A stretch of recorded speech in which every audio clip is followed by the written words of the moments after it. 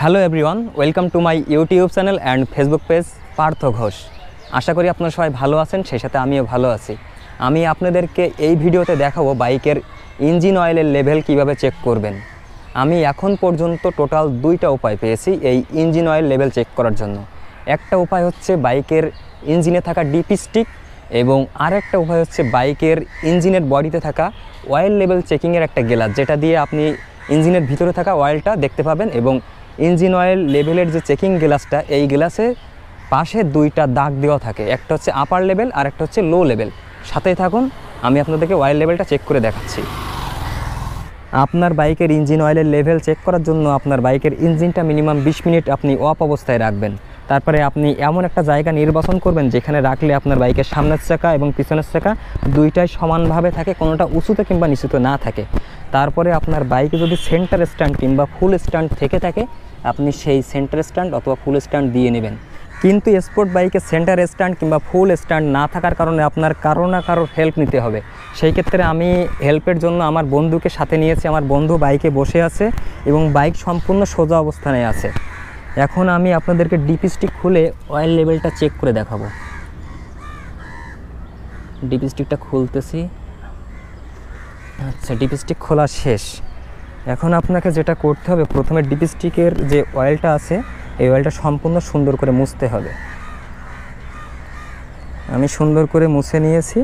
এইটা হচ্ছে আপনার আপার লেভেল আর এটা লোয়ার লেভেল। আচ্ছা, আমি পুনরায় আপনাকে ডিপি স্টিক আবার এটাতে টাইট করতে হবে।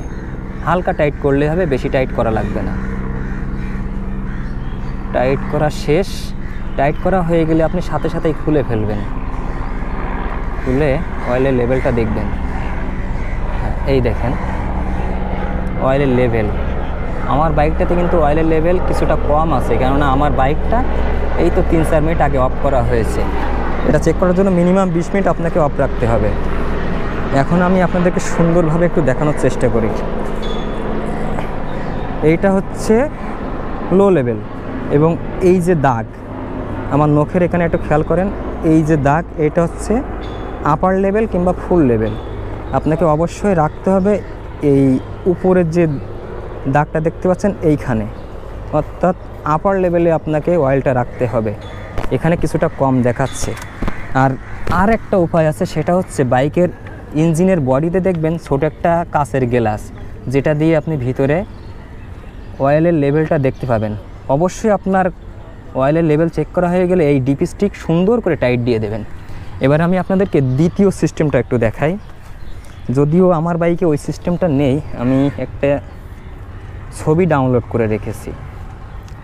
আচ্ছা, আমার ফোনে আপনারা দেখতে পাচ্ছেন ছবিটা। এখানে দেখেন দুইটা দাগ আছে, একটা নিচে আর একটা উপরে। নিচেরটা হচ্ছে লোয়ার লেভেল এবং উপরেরটা হচ্ছে আপার লেভেল।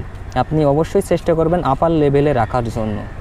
বাইকে ইঞ্জিন অয়েলের লেভেল যদি কম থাকে, সেই ক্ষেত্রে ইঞ্জিন অয়েলটা বাইকের ইঞ্জিনের ভিতরে ঠিকমতো সার্কুলেট হতে পারে না। আর যদি লেভেল ঠিক থাকে, তাহলে সব জায়গায় ঠিকঠাকভাবে সার্কুলেট হতে পারে। তবে ইঞ্জিন অয়েল সামান্য একটু বেশি হলে ক্ষতি কম, ইঞ্জিন অয়েল যদি কম হয় সেই ক্ষেত্রে ক্ষতির পরিমাণ অনেক বেশি। তাহলে দুইটা সিস্টেম দেখলেন, একটা হচ্ছে ডিপি স্টিকের মাধ্যমে, আর একটা হচ্ছে এই যে গ্লাস, তার মানে ইঞ্জিন অয়েল লেভেল চেকের যে গ্লাস, এই গ্লাসের মাধ্যমে। টোটাল এই দুইটা সিস্টেমে ইঞ্জিন অয়েল লেভেল চেক করা যায়। আশা করি বাইকের ইঞ্জিন অয়েল লেভেল চেক করার সিস্টেমটা বুঝতে পেরেছেন। তবে বাইকের ইঞ্জিন অয়েলের লেভেল যদি হালকা শর্ট হয়ে থাকে, সেই ক্ষেত্রে ক্ষতির পরিমাণটা একটু বেশি। এর জন্য চেষ্টা করবেন বাইকের ইঞ্জিন অয়েল লেভেলটা সঠিক রাখার। তাহলে দেখা হবে পরবর্তী কোনো ভিডিওতে। সেই পর্যন্ত সুস্থ থাকবেন, ভালো থাকবেন। ধন্যবাদ।